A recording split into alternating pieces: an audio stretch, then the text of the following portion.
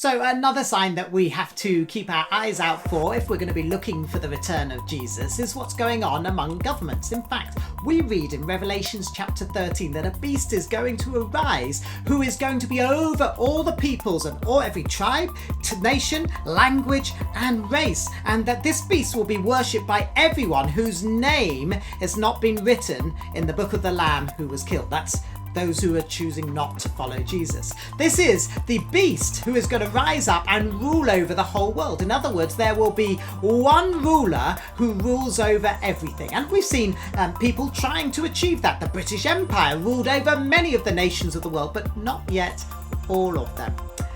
Not only that, but we read that a second beast is going to rise up, and there's going to be a mark that will be on people's right hands or on their foreheads. Whether they're powerful or weak, rich or poor, free or slave, everyone will have to have this mark. Otherwise, they will not be able to buy or sell anything. Now, if you think about it, in the olden days, you didn't really buy or sell. Instead, what you did was you swapped things. So, for example, I'll say, I'll give you 2 dozen eggs if you will give me your goat. Nah. And you'd agreed to do different swaps. If you will make some clothes for me, I will build a table for you. That's how it worked. People would barter and exchange their goods together.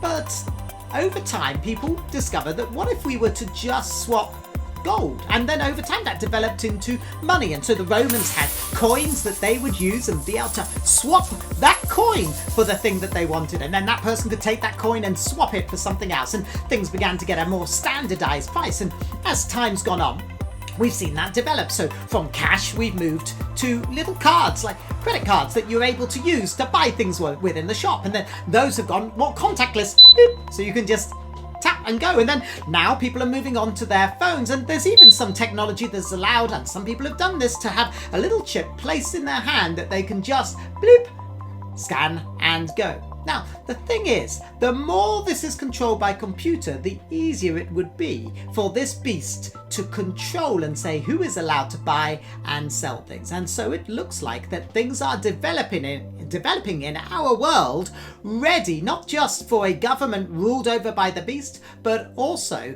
for a mark to be given without which we cannot buy or sell things. And when that time comes, my prayer for you is that you are going to choose to reject that mark and to accept Jesus and follow him, trusting that he will look after you and show you how to live in those days.